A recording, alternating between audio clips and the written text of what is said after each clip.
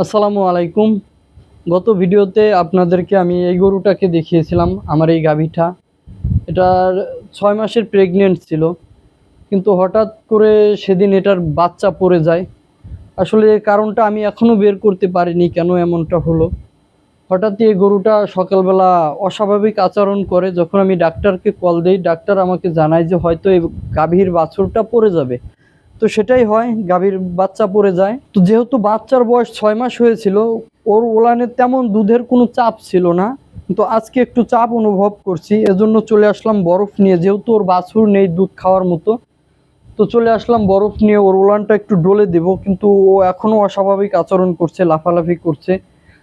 তো এজন্য পা বেঁধে নিয়েছি। তো চলুন, উলানটা থেকে যতটুকু সম্ভব দুধ নামিয়ে নিতে হবে। এবং এই ক্ষেত্রে আমি একটা কথা আপনাদেরকে বলে দেই, এই ক্ষেত্রে আপনারা করবেন এই গাভীকে সবসময় শুকনা খাবার দিবেন, খড় বা যদি শুকনা ভুসি থাকে এ ধরনের জিনিস দিবেন, কাঁচা ঘাস কম দিবেন। যেহেতু বাচ্চা নেই, তারপরে এটার পর্যাপ্ত বয়স হয়নি, এই ক্ষেত্রে কাঁচা ঘাস কম দিবেন, আপনারা শুকনা খড় দিবেন, যাতে ওর দুধটা কম নামে এবং ওলানে কোনো প্রকারের সমস্যা না হয়। দাঁড়াও।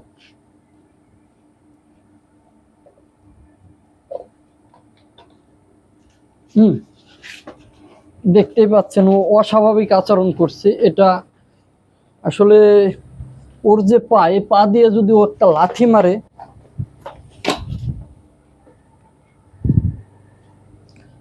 তো আমি ফুটবলের মতো উড়ে চলে যাব ওর পা দিয়ে ও লাথি মারলে।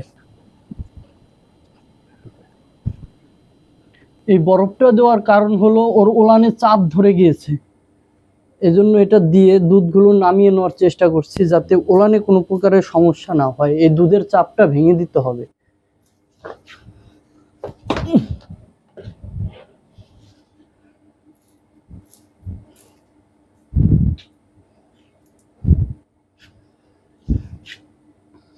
এভাবে থাকলে গাভীর ওলান ফোলা রোগ, যেটা কমন বর্তমানে, বিশেষ করে যেটাকে আমরা ম্যাস্টাটাইস নামে জানি, এ ধরনের সমস্যা হওয়ার সম্ভাবনা রয়েছে। তো এটা যাতে না হয়, আগে থেকে এর ট্রিটমেন্ট দিয়ে রাখতে হবে। আসলে 7 মাসে কোনো গাভীর বাচ্চা পড়ে যাওয়ার জন্য একজন খামারের অনেক লস, এটা বলে বোঝানো যাবে না। যাই হোক, দাঁড়া রে দাঁড়া, লাথি মারিস না, তোর লাথি খালি।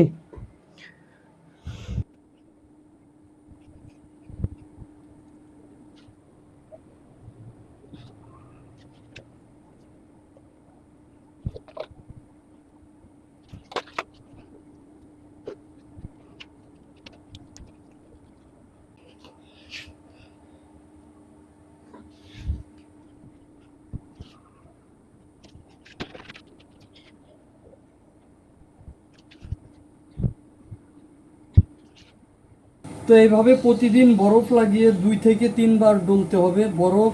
সাথে আর একটা জিনিস নেবেন, কর্পূর এবং সরিষার তেল। এগুলো নিয়ে ওর উলানে 2 থেকে 3 বার ডলতে হবে, সকালে, দুপুরে, সন্ধ্যায়। ইনশাল্লাহ এইভাবে 2 দিন ডললে পারে আশা করছি সুস্থ হয়ে যাবে। তারপরেও যদি না হয়, ডাক্তারের পরামর্শ নেওয়া অনেক ভালো। তবে প্রাথমিক চিকিৎসাটা আগে আপনি দিয়ে নেবেন। এভাবে করলে অনেক ক্ষেত্রেই আসলে ঠিক হয়ে যায়। ওর সাথে এতক্ষণ এগুলো করতে গিয়ে আমি নিজেও ঘেমে গেছি। গরম উপরে ফ্যান চলছে, তারপরেও আসলে কিছু করার নেই, এত বড় গরুর সাথে পারা অনেক কষ্ট। তো ভিডিওটা এতক্ষণ দেখার জন্য ধন্যবাদ। আসসালামু আলাইকুম।